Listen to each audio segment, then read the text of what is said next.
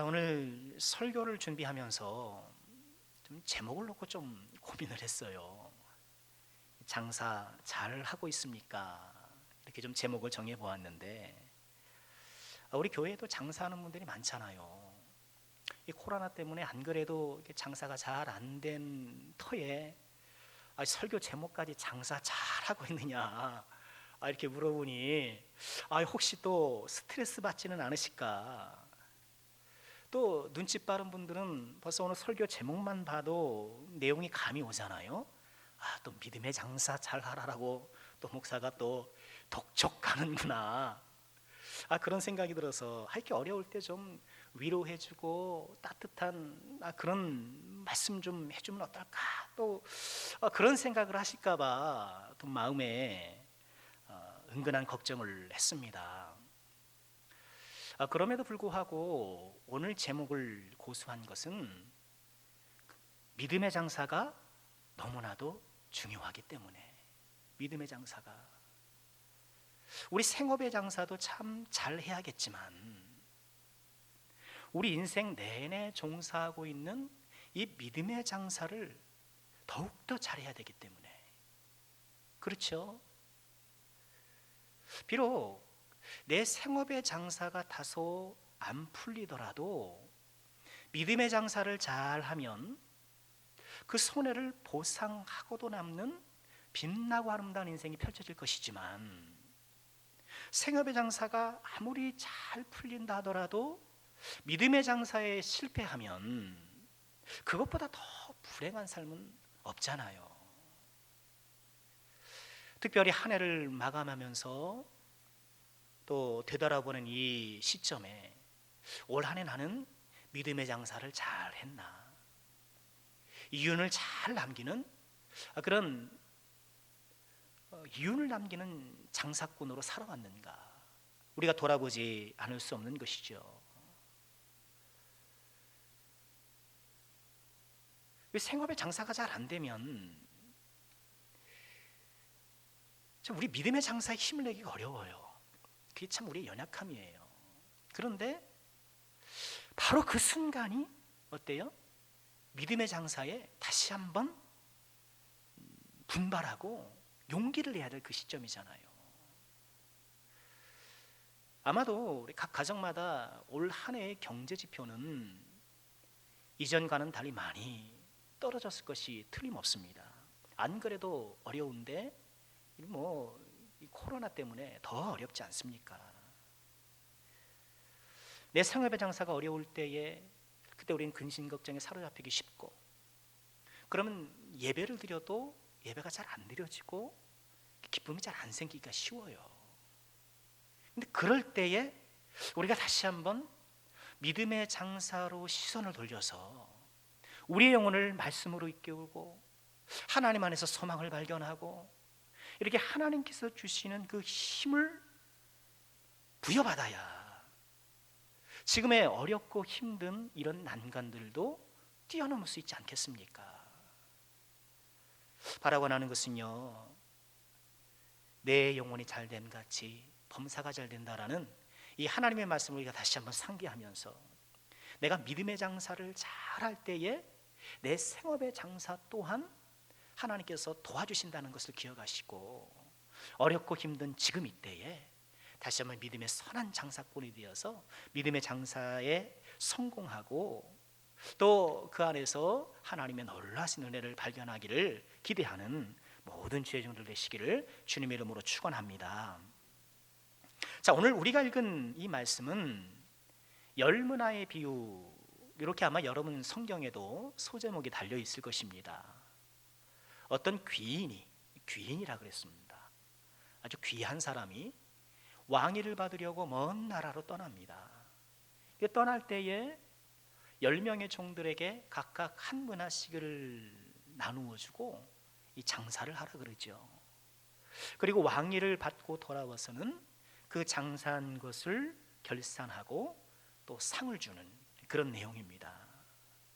오늘 말씀 속에서는 우리의 신앙생활을 장사에 비유해요.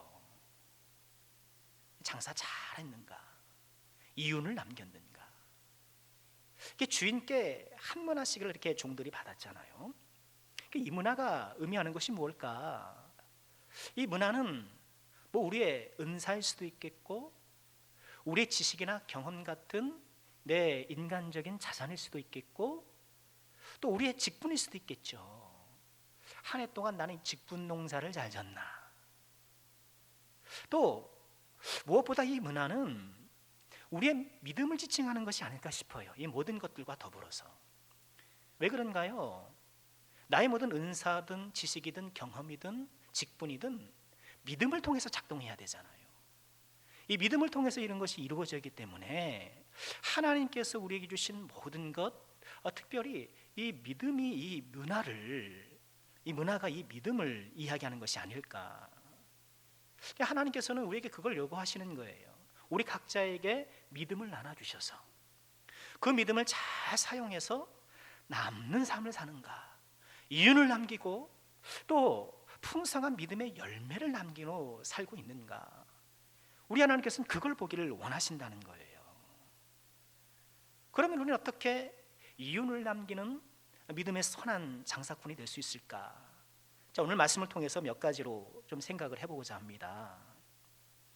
첫째로, 우리가 이윤을 남기는 믿음의 장사를 하려면 인내해야 해요. 인내해야 합니다. 자, 오늘 말씀이 11절에서 시작되죠. 11절에 이렇게 말씀을 시작합니다. 그들이 이 말씀을 듣고 있을 때에 비유를 더하여 말씀하시니 이는 자기가 예루살렘에 가까이 오셨고 그들은 하나님의 나라가 당장에 나타날 줄로 생각함이더라. 이게 11절은 오늘 예수님께서 이 비유의 말씀을 하시게 된 계기 혹은 이유를 말씀하고 있는데, 제자들이 갖고 있던 오해를 불식시키려고 이 말씀을 하셨다는 거예요. 그 오해란 뭔가요? 하나님의 나라가 당장에 나타날 줄로 생각하는 오해. 지금 이 누가복음 19장의 이 예수님은요, 이제 공생의 3년을 마무리하는 시점이 있으시고 예루살렘에 올라가시는 중이세요. 예루살렘에 올라가시면 십자가에 못 박혀 죽으시게 되겠죠. 이렇게 예루살렘으로 향하는 노중에 여리고에 머물게 되신 거예요. 특별히 여리고의 삭개오의 집에서 오늘 말씀을 하신 것으로 보여요. 여러분 삭개오 아시죠? 여리고의 세리장 삭개오. 키가 작아요. 그래서 어디 올라갔습니까? 옛날에는 뽕나무, 근데 뽕나무가 바뀌어서 돌감람나무. 나무에 올라가서 예수님을 봤어요. 예수님께서 삭개오를 발견하시곤 삭개오야 내려오라. 내가 너희 집에 좀 유하여야겠다. 삭개오가 너무 기뻐서 예수님을 영접하였죠. 그리고 예수님의 집에서 삭개오의 대접을 받으시면서 오늘 말씀도 하신 거예요.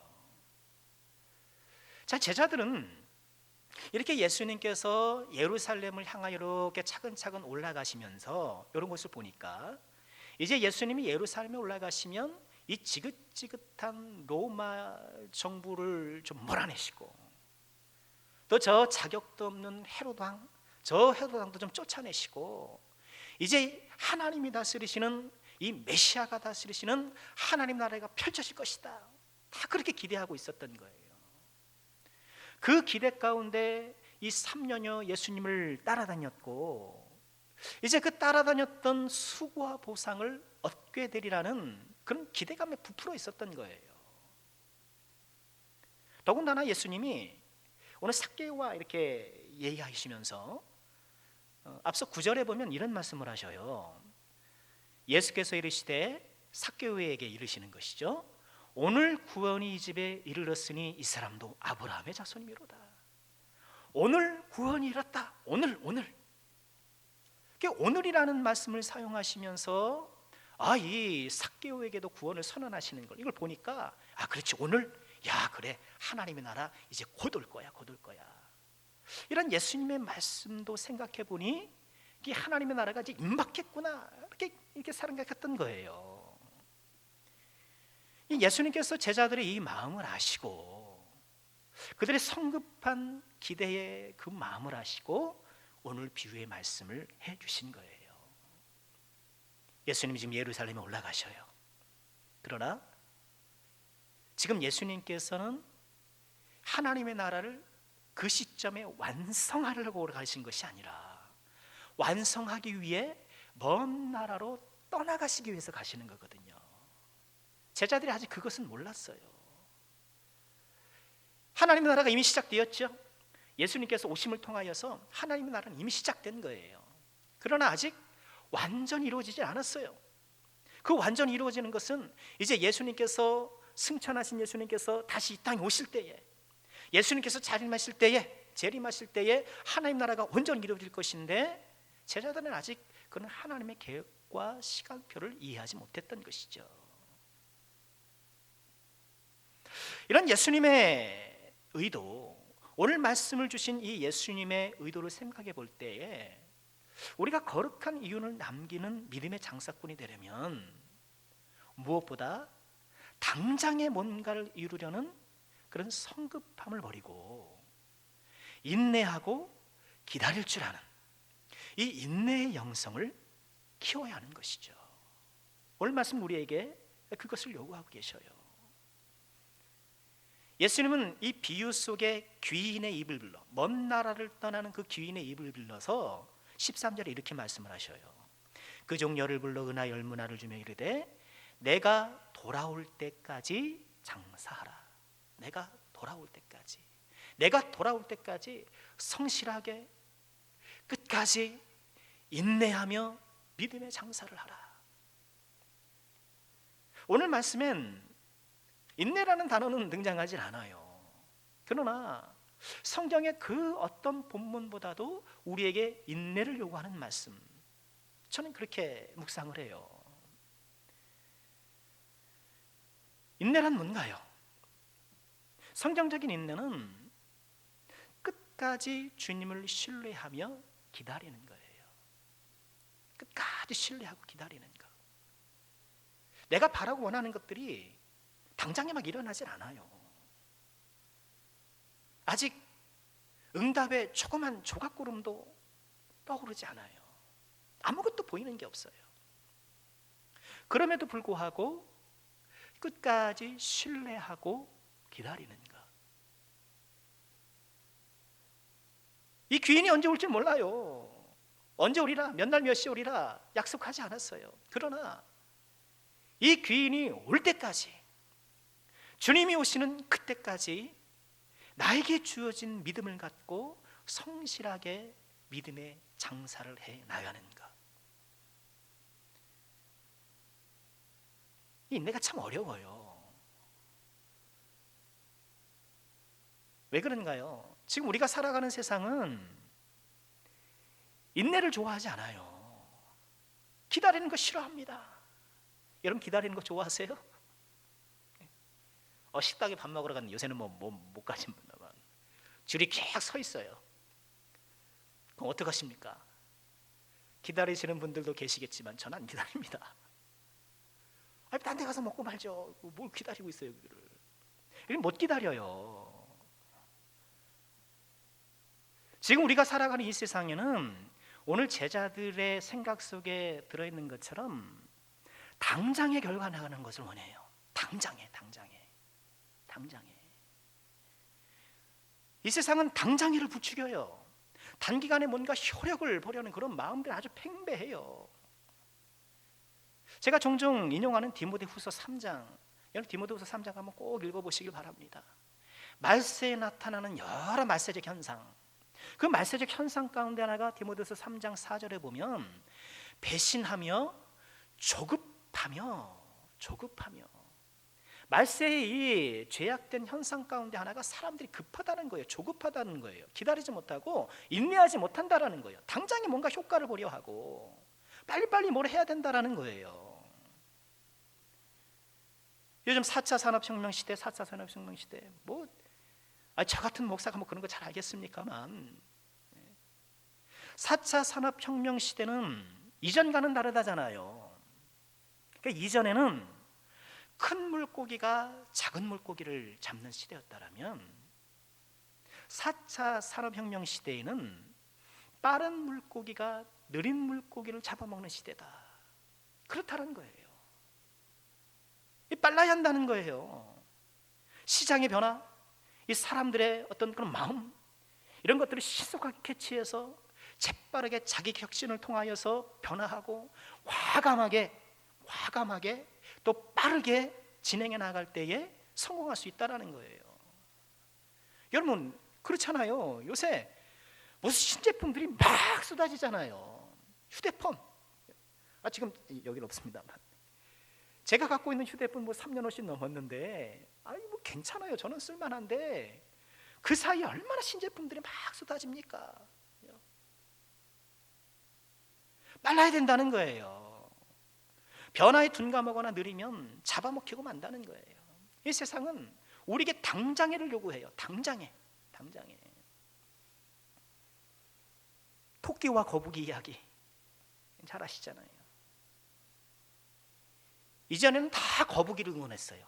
저 느린 거북이. 그래서 좀 결승전까지 얼른 가라.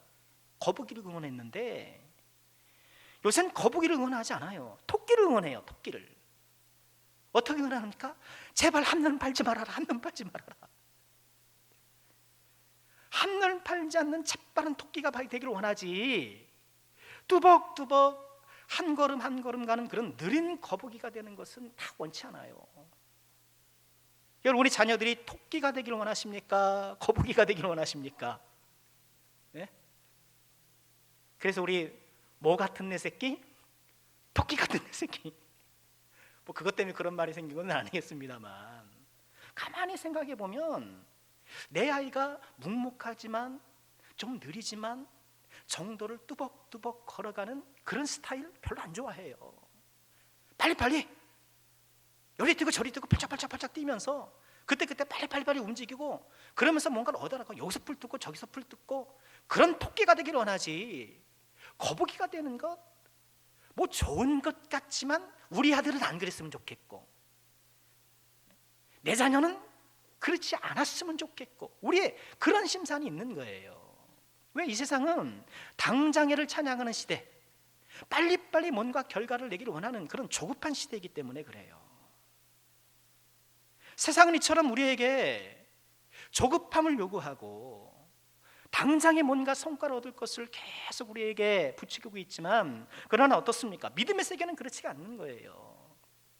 믿음의 세계는 이른바 느림의 미학이 인정받는 곳, 느림의 미학이 인정받는 곳이 믿음의 세계예요. 당장에 어떤 결과가 나타나기보다는 참고 기다리고 인내해야 하는 영역이 믿음의 세계예요. 기도도 그렇잖아요. 하나님께서 우리 기도에 신속하게 응답해 주실 때도 있지만 가만 보면 더 많은 경우에 인내를 요구하세요.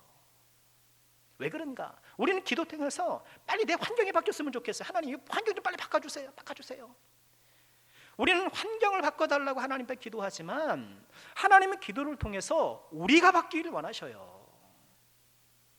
그렇기 때문에 우리에게 인내를 요구하시는 거예요. 사람들이 기도 안 하는 거예요. 돈을 좋아하는 이유가 거기 있습니다. 돈은 빠르거든요. 내가 뭐 하고 싶으면 가서 사면 되는 거예요. 내 카드가 딱 통하고 내 통장에 잔고가 있으면 빨리 뭐 할 수 있어요. 다 돈을 좋아하는 이유가 거기 있는 것 아닙니까? 세상은 빠른 물고기, 재빠르고 영민한 토끼, 이런 것들을 선호하지만 하나님은 여전히 느리더라도 묵묵하게 믿음의 길을 걷는 거북이를 기다리고 계신 거예요.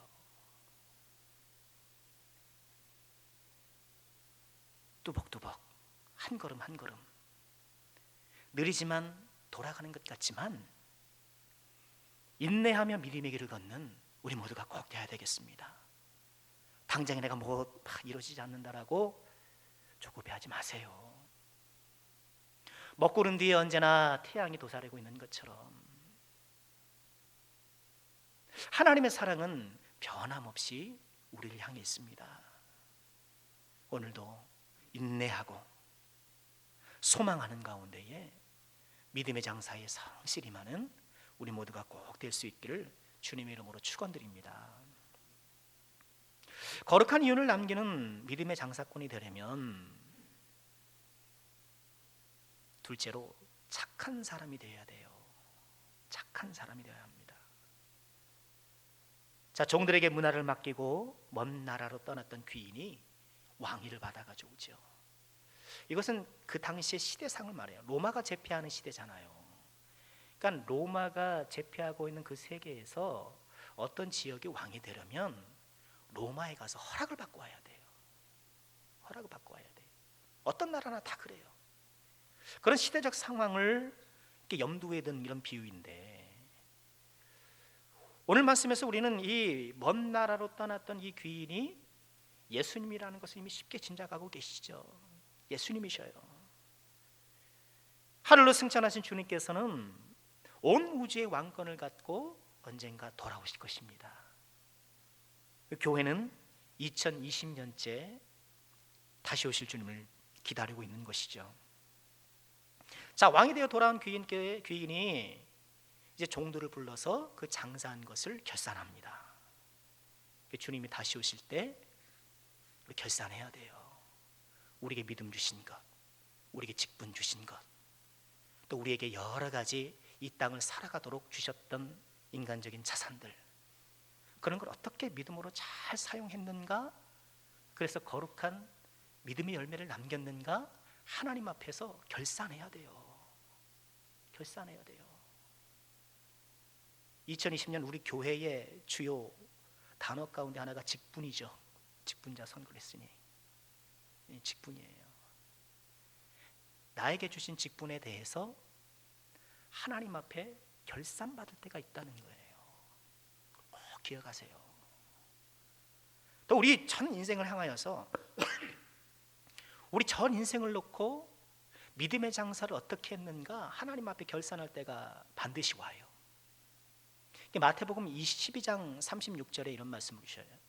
내가 너에게 이르노니 사람이 무슨 무익한 말 하든지 심판날에 이에 대하여 신문받으리니 내 말로 의롭다함을 받고 내 말로 정죄함을 받으리라. 우리가 이 땅을 살아가면서 했던 말들, 그런 모든 언행에 대해서 심판날에 주님 앞에 해명해야 돼요. 왜 그렇게 말했니? 그때 너 왜 그렇게 했지? 설명드려야 돼요. 여러분, 그날에 참 묵묵부답, 그날에 참 부끄러움 당하지 않도록 믿음의 장사를 잘 해야 해요. 자, 종들이 와서 이제 결산합니다. 10명의 종들에게 한 문화씩 나눠줬는데 대표적으로 3사람이 등장하죠. 첫 번째가 나와서 16절에 이렇게 말하죠. 그 첫째가 나와 이르되 주인이요 당신의 한 문화로 10문화를 남겼습니다. 10문화를 남겼어요. 이게 대단해요. 한 문화로 10배. 또 둘째가 와서 이렇게 말을 합니다.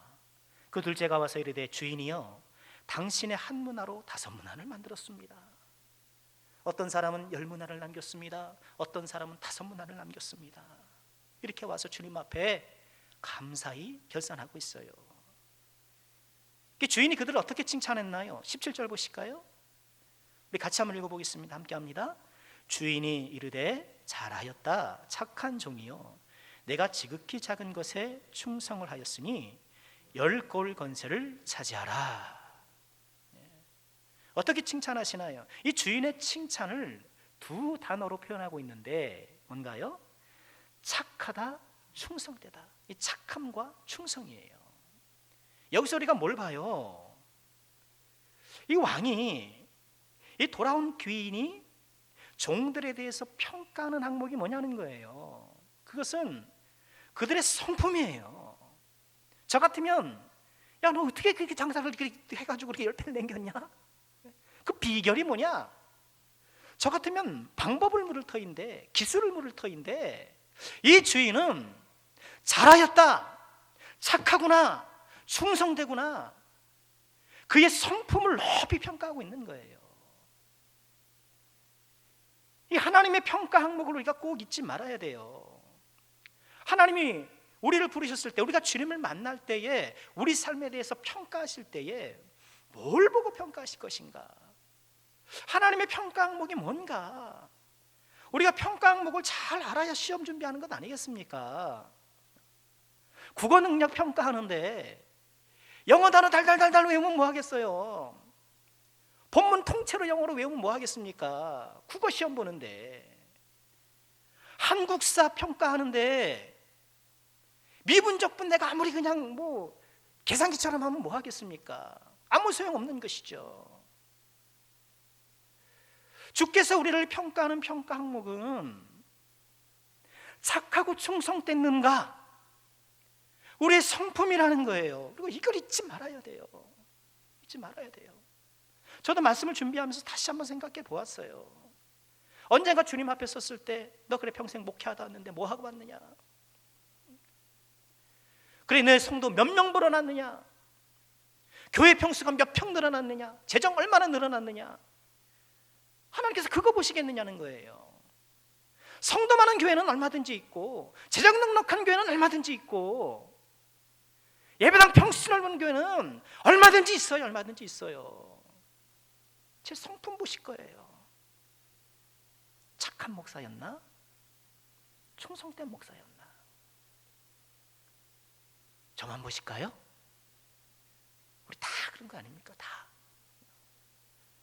하나님의 평가 항목이 무엇인지를 우리는 정말 잊지 말아야 돼요. 예수님을 얼마나 닮았는가? 베드로에게 천국 열쇠를 주셨잖아요. 천국 열쇠. 천국에 들어갈 때는 열쇠를 따고 들어가야 되는데 요새는 천국도 어때요? 이게 또 기술이 발전돼 가지고 열쇠 안 써요. 천국도 열쇠 안 쓰고 뭐 쓸까요? 안면 인식기. 그래서 예수님을 얼마나 닮았는가? 안면 인식기 얼굴을 딱 대고 예수님과 얼마나 닮았는가를 딱 보고 천국 문이 열리는 거예요. 아니 뭐 꼭 그렇다는 건 아닙니다. 목사가 천국 열쇠를 부정한다. 이거 오해하시는 아니고요.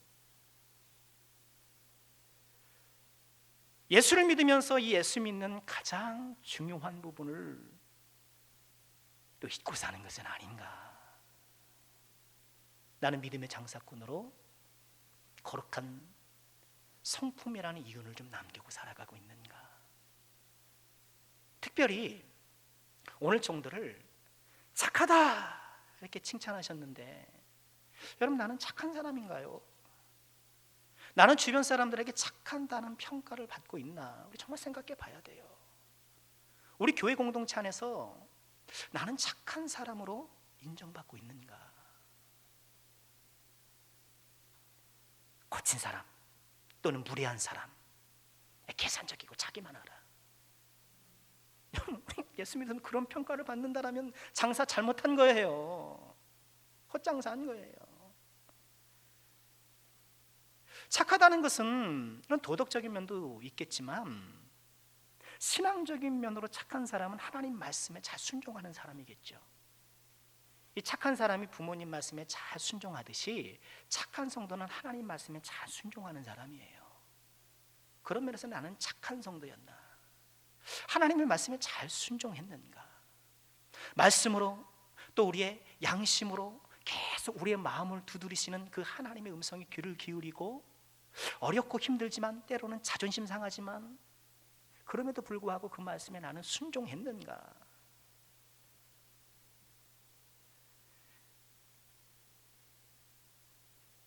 여러분 한 해 마감한 이 정말 중요한 시점 아닙니까?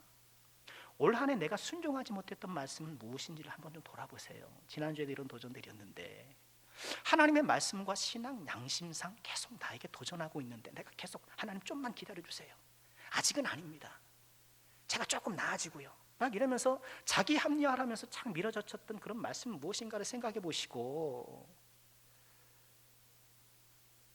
특별히 주님께서 우리에게 좀 용서와 화해의 말씀을 하심에도 불구하고 내가 아직 순종하지 못하고 있다라면 빨리 그것을 하셔야 돼요.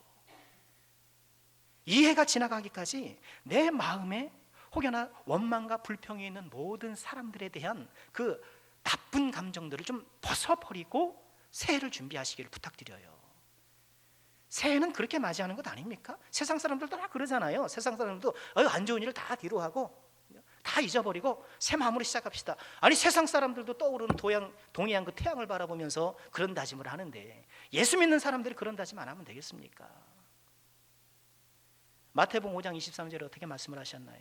그러므로 예물을 제단에 드리다가 거기서 내 형제에게 원망 들을 만한 일이 있거든, 그게 생각나거든, 예물을 제단 앞에 두고 먼저 가서 형제와 화목하고 그 후에 와서 예물을 드려라. 하나님 앞에 예배할 때에 뭔가 내 형제에게 좀 마음에 거리낌이 있어요. 그러면 그 마음 그냥 품고 그냥 예배드리고 내 거룩한 척하고 뭐 이렇게 하지 말라는 거예요. 빨리 가서 해소하고 화목하고 갈라진 틈을 메우고 그리고 돌아와서 하나님 앞에 예배하라는 거예요. 착한 사람이죠. 착한 사람이에요. 먼저 손을 내미는 사람이 착한 사람이에요. 착한 사람 되시기를 주 이름으로 축복합니다. 아유 목사님 이 나이가 돼서 무슨 착한 사람입니까? 저 그냥 대충 살다가 천국 갈래요. 아유 지금 내 나이가 지금 몇인데 목사님 착한 사람, 그런 말씀하시길 마시길 바래요. 천국은 누가 갑니까? 착한 사람이 가는 거예요. 선행으로 가는 것이 아니라 하나님의 말씀 안에 착한 삶으로 변화받는 사람이 가는 거예요. 주님의 관심사는 언제나 우리예요. 내가 어떤 사람인가. 우린 부모라도, 그쵸? 저도 부모지만 죄인들이라 자녀들에게 그릇된 기대를 할 때가 있더라고요. 자녀가 좀 돈 잘 벌어가지고 자기 목하며 살아가기를, 그런 물질적인 관점에서 자녀들에 대한 기대를 할 때가 저부터도 많이 있더라고요. 물론 그만큼 우리가 살아가는 이 세상이 그런 경제력을 요구하기 때문에 그런 것도 있지만, 그런 터에 우리 믿음의 소중한 가치들, 하나님께서 우리에게 원하시는 그런 귀중한 가치들을 잃어버리고 있는 것은 아닌가 싶어요. 우리 자녀가 착하길 바라야죠. 그렇죠? 착하길 바라야죠. 혹여나 좀 돈을 좀 많이 못 벌어도 좀 착한 사람이 되는 것에 대해서 내가 정말 자부심을 갖고 그런 자녀를 자랑스러워하고 어디 가서는 많은 사람들에게 착한 사람을 인정받는 그 자식을 오히려 이렇게 자랑스러워하는 이런 것이 되어야 되는데, 자녀가 돈 못 벌면 부끄러워하고 좀 세상적으로 좀 드러나지 못하면 그냥 부모가 막 이렇게 하고, 여러분 우리가 정말 정신 차려야 돼요. 주님께서 우리에게 주시는 이 소중한 가치들이 얼마나 귀한가. 내가 착한 사람 되기를 정말 소망하고, 우리 사랑하는 자녀들이 세상에 비록 많은 것들을 누리면서 갖추지는 못했다 할지라도 이 하나님의 거룩한 성품, 이 착함을 소유하는 자녀들, 그렇게 되기를 정말 소망하고, 하나님과 이웃 앞에 착한 사람으로 인정받기를 힘쓰는 그런 믿음의 장사꾼, 저와 여러분 꼭 될 수 있기를 주의 이름으로 축원드립니다. 자, 마지막으로 이윤을 남기는 믿음의 장사꾼이 되기 위해서 우리에게 필요한 것은 무엇일까요? 작은 것에 충성하는 것입니다. 작은 것에 충성하는 것. 자, 주인의 칭찬을 한 번 더 보실까요? 17절이죠.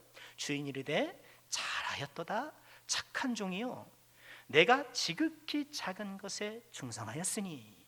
지극히 작은 것에 충성하였으니, 이 지극히 작은 것이라는 것은 얼핏 보면 이 장사 행위가 작은 것이다 이렇게 표현한 것처럼 보이기도 하는데, 그러나 내가 지극히 작은 것으로도 충성하였으니 라고 보는 것이 오늘 이 비유의 전체 맥락에서 보다 자연스러운 해석으로 보여요. 자, 왜 그런가? 오늘 이 열무나의 비유를 우리 함께 묵상하고 있는데, 여러분 이 말씀을 읽으니까 생각나는 말씀이 있죠. 마태복음 25장의 달란트 비유. 그렇죠? 그 말씀과 종종 비교돼요. 또 비슷한 구조를 갖고 있어요. 주인이 멀리 떠나는 것, 그리고 떠나면서 재산의 일부를 종들에게 맡기는 것, 돌아와서 평가하고 또 그에 따른 또 상보를 주는 것, 이런 전체적인 구조. 그리고 주님이 다시 오실 때까지 깨어서 믿음을 잘 지켜 풍성한 열매를 드려야 된다라는 이 주제, 이런 구조와 주제에 있어서 열문화의 비유와 이 달란트 비유는 비슷해요. 그런데 마태복음 25장에 주인이 종들에게 나눠준 것은 달란트였어요. 여러분 달란트의 가치 뭐 들어 아시죠?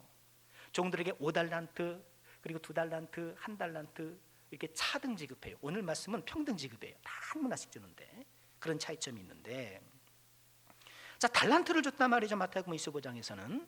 근데 달란트의 가치가 어떻습니까? 그러니까 1달란트는 6,000데나리온. 당시에 1데나리온은 하루 노동자가 나가서 일하는 품삯이에요. 그리고 1달란트를 벌려면 6,000일 동안 횟수로 약 16년 한 푼도 쓰지 않고 모아야 모을 수 있는 큰 돈인 거예요. 오늘날의 가치로 환산해 보면 하루 일당 계산하기 좋게 10만 원으로 잡을게요. 그 이상 되잖아요 요새. 그렇죠? 10만 원으로 잡으면 1달란트는 6억 원이 돼요. 6억 원이 돼요. 반면 오늘 본문의 한 문화는 100데나리온이에요. 노동자의 100일 품삯인 거죠. 이 역시 오늘날의 가치로 환산하면 1,000만 원 이 정도 돼요. 자, 비슷한 두 말씀이 달란트 비유와 문화 비유가 서로 다른 화폐 단위를 사용하는 것, 왜 그럴까? 저는 그렇게 묵상해요. 이 달란트 비유는 하나님께서 우리에게 주신 것들이 얼마나 값어치 있는가, 그것의 신적 가치에 초점을 뒀다고 한다면, 열 문화의 비유는 하나님께서 우리에게 주신 세상적 가치, 그것이 세상의 기준으로 볼 때는 보잘것없는 것처럼 보여질 수도 있다라는 것을 암시하고 있는 것이에요. 여러분 1,000만 원, 물론 1,000만 원이면 사람에 따라서 거의 뭐 다가오는 느낌이 들겠습니다만, 그러나 장사의 미천으로서의 1,000만 원은 부족한 것이 틀림없죠. 이 문화의 비유는 종들이 받은 이 한 문화는 그 당시에 뭐 대단한 것은 아니에요. 사람들이 확 내놓고 뭐 이렇게 자랑스럽고 또 사람들이 다 부러워할 만하고 막 그런 정도는 아니에요. 달란트라면 모를까. 그래서 어떤 성경학자는 그렇게 비유를 했더라고요. 달란트 비유의 종들은 로또를 맞았다면, 이 문화 비유의 종들은 쉐보레를 받았다. 미국 사람이라 미국 차 제목을 이름을 넣었던 것 같아요. 쉐보레를 받은 격이다. 이렇게 재밌게 비유를 했었는데, 그렇습니다. 우리가 하나님께 받은 것들, 이것들을 세상의 관점에서 보면 아무것도 아닐 수 있어요. 자꾸 보잘것없는 것일 수 있어요. 여러분 내 재능, 내 재능, 여러분 내 재능 갖고 여러분 세상에 정말 부러워할 만한 재능을 가진 사람이 얼마나 되겠어요. 요새 TV 틀면 다 나와서 재능 뽐내느냐고, 여기도 무슨 트롯, 저기도 무슨 트롯, 무슨 TV마다 다 트롯이고 다 나와서 마이크 잡고 노래하더라고요. 아니 무슨 대한민국의 노래판이에요, 노래판. 그냥 너도 자기 재능 뽐내느냐고 그렇게 막 안간힘들을 쓰더라고요. 여러분 우리가 가지고 있는 재능이 세상에 내놓을 때 아무것도 아닐 수 있죠. 내가 같은 지식도 그렇고 내가 가진 경험도 그렇고, 여러분 우리 직분도 마찬가지 아닙니까? 여러분 우리가 뭐 교회에서는 직분 넣는다고 우리가 뭐 선거도 하고 뭐 은근한 신경전도 벌이고 그렇죠? 막 기도도 하고 막 그렇게 애를 쓰는데, 세상 사람들 보면 참 웃길 거예요. 아이 뭐 저거 교회 사람들 저거 무슨 선 간다고 저러고 뭐 저까짓게 뭐라고 저기에다 그렇게 몰두하나. 내가 뭐 직분 가지고 어디 간다면 뭐 그렇죠? 내 믿음 있다고 해도 세상이 뭘 알아줍니까? 내가 믿는 사람이다로 그러면 은행에서 뭐 대출을 더 해줍니까? 그것도 아니잖아요. 우리가 믿음 안에서 하나님께서 부여받은 모든 것들을 이 세상에 딱 펼쳐놓으면 뭐 내세울 것 아무것도 없어요. 세상이 존경하고 화려하고 뭐 그럴 것 아무것도 없다라는 거예요. 지극히 작은 것이란 말이죠. 그러나 오늘 하나님께서 우리에게 주신 말씀은 뭐예요? 지극히 작은 것이지만 우리에게 주신 것이 이 거대한 세상이라는 이 죄악된 세상에 내놓았을 때에 아무것도 자랑할 것도 없고 아무것도 내세울 수 없는 것이지만, 이 작은 것을 갖고 충성하는 자에게 하나님께서 큰 상을 주신다라는 거예요. 여러분, 이게 얼마나 큰 소망입니까? 얼마나 감사한 말씀이에요. 여러분, 내 것이 작다라고, 내 삶이 작다라고 낙심하지 마시기를 주의 이름으로 축원합니다.